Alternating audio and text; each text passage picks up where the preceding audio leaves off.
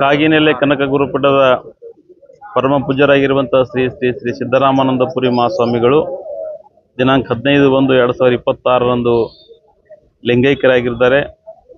ಆ ಲಿಂಗೈಕ್ಯರಾಗಿದ್ದ ಪ್ರಯುಕ್ತ ದಿನಾಂಕ 31/1/2026 ಕಾಗಿನೆಲೆ ಮಠದಲ್ಲಿ ಅವರು 16 ದಿನ ಶಿವೈಕ್ಯರಾಗಿದ್ದ 16 ದಿನ ಕಾರ್ಯಕ್ರಮವನ್ನು ನಾಡಿನ ನಮ್ಮ ಕರ್ನಾಟಕ ನಿರಂಜನಾಪುರಿ ಮಹಾಸ್ವಾಮಿಗಳ ನೇತೃತ್ವದಲ್ಲಿ ಒಂದು 16 ದಿನ ಕಾರ್ಯಕ್ರಮವನ್ನು ಮಾಡಲಾಗ್ತಾ ಇದೆ. ಆ ಕಾರ್ಯಕ್ರಮದಲ್ಲಿ ನಾಡಿನ ಹರಗುರು ಚರಮೂರ್ತಿಗಳು ಎಲ್ಲ ಮಠಾಧೀಶರುಗಳು ಭಾಗವಹಿಸಿ, ನೂರಾರು ಮಠಾಧೀಶರು ಭಾಗವಹಿಸಿ ಅವತ್ತಿನ 16 ದಿನ ಕಾರ್ಯಕ್ರಮವನ್ನು ಮಾಡಲಾಗ್ತಾ ಇದೆ. ಮರುದಿನ 1ನೇ ತಾರೀಕು ಈ ನಾಡಿನ ಮುಖ್ಯಮಂತ್ರಿಗಳಿರುವಂಥ ಸನ್ಮಾನ್ಯ ಶ್ರೀ ಸಿದ್ದರಾಮಯ್ಯ ಅವರು ಭಾಗವಹಿಸಿ ಪೂಜ್ಯರಿಗೆ ನುಡಿನಮನ ಸಲ್ಲಿಸಲಾಗ್ತದೆ.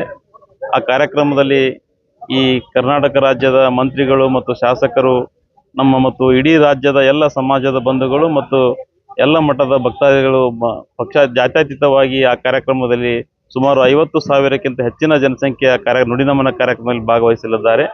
ಅದರಂತೆ ಕಲಬುರಗಿ ಜಿಲ್ಲೆಯ ಎಲ್ಲ ಮಠದ ಭಕ್ತಾದಿಗಳು ಕೂಡ ಆ ಕಾರ್ಯಕ್ರಮದಲ್ಲಿ ಸುಮಾರು ಸಾವಿರಾರು ಸಂಖ್ಯೆಯಲ್ಲಿ ಭಕ್ತರು ಭಾಗವಹಿಸಿ ಆ ಕಾರ್ಯಕ್ರಮ ಯಶಸ್ವಿಗೊಳಿಸಲಿದ್ದಾರೆ. ಪೂಜ್ಯರಿಗೆ ನುಡಿನಮನ ಸಲ್ಲಿಸಿ ಮತ್ತೆ ಹುಟ್ಟಿ ಬಂದು ಸಮಾಜಕ್ಕೆ ಸೇವೆ ಸಲ್ಲಿಸಲಿ ಅಂತ ಆಶಿಸುತ್ತಾ ನಾನು ಮಾತುಗಳು ಮುಗಿಸುತ್ತೇನೆ. ನಮಸ್ಕಾರ. ನನ್ನ ಹೆಸರು ಭಗವಂತರಗೌಡ ಪಾಟೀಲ್, ರಾಜ್ಯ ಕುರುಬರ ಸಂಘ ನಿರ್ದೇಶಕರು. ತಿಂತಿಣಿ ಮಠದಲ್ಲಿ, ತಿಂತಿಣಿ ಮಠ, ದೇವದುರ್ಗ ತಾಲೂಕು ತಿಂತಿಣಿ ಮಠದಲ್ಲಿ ಮಾಡ್ತಾ ಇದ್ದೀವಿ. ಹೇಳಿ. ಎರಡು ಹೇಳ್ರಿ, ಏನ್ ಹೇಳಿ.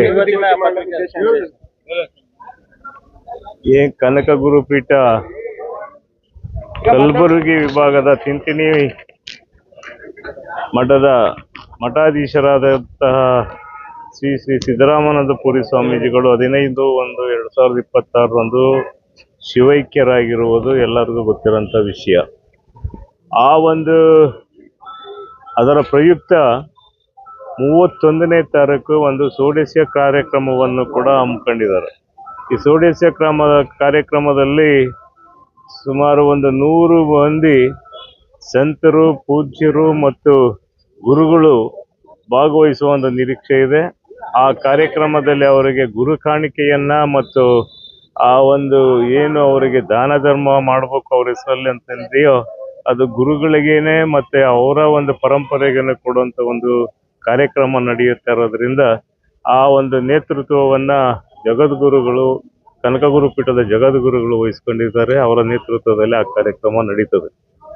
1ನೇ ತಾರೀಕು ನುಡಿನಮನ ಕಾರ್ಯಕ್ರಮ. ಈ ನುಡಿನಮನ ಕಾರ್ಯಕ್ರಮದಲ್ಲಿ ರಾಜ್ಯದ ಮುಖ್ಯಮಂತ್ರಿಗಳು, ಯಾಕೆಂದ್ರೆ ಕನಕ ಗುರುಪೀಠ ಸ್ಥಾಪನೆ ಮಾಡೋದಕ್ಕೆ ಅವರದೇ ಆದಂತಹ ದೊಡ್ಡ ಕೊಡುಗೆ ಇದೆ. ಆ ಒಂದು ಪ್ರಯುಕ್ತ ಅವರ 31ನೇ ತಾರೀಕು ಕಾರ್ಯಕ್ರಮ ಮುಗಿದ ನಂತರ ನುಡಿನಮನ ಕಾರ್ಯಕ್ರಮವನ್ನು 1ನೇ ತಾರೀಕು ಮಾಡಬೇಕು ಅಂತ ಅವರು ಇಚ್ಛೆ ಪಟ್ಟಿರೋದ್ರಿಂದ ಆ ನುಡಿನಮನ ಕಾರ್ಯಕ್ರಮಕ್ಕೆ ರಾಜ್ಯದ ಮುಖ್ಯಮಂತ್ರಿಗಳು ಬರ್ತಾರೆ, ಮಂತ್ರಿಗಳು ಕೂಡ ಬರ್ತಾರೆ. ಎಲ್ಲ ರಾಜ್ಯದ ಎಲ್ಲ ಜಾತ್ಯತೀತವಾಗಿ ಆ ಒಂದು ಮಠದ ಭಕ್ತರು ಕೂಡ ಹೆಚ್ಚಿನ ಸಂಖ್ಯೆಯಲ್ಲಿ ಸೇರ್ತಾ ಇದ್ದಾರೆ. ಶಾಸಕರುಗಳು, ನಮ್ಮ ಕುರುಬರ ಸಂಘಗಳು ಎಲ್ಲಿ ಜಿಲ್ಲಾ ಸಂಘಗಳು, ರಾಜ್ಯ ಸಂಘಗಳು, ತಾಲೂಕು ಸಂಘಗಳು, ಎಲ್ಲ ಸಂಘಗಳ ಪದಾಧಿಕಾರಿಗಳು, ಸದಸ್ಯರುಗಳು ಅಲ್ಲಿ ಸೇರುವಂತ ಒಂದು ನಿರೀಕ್ಷೆ ಇದೆ.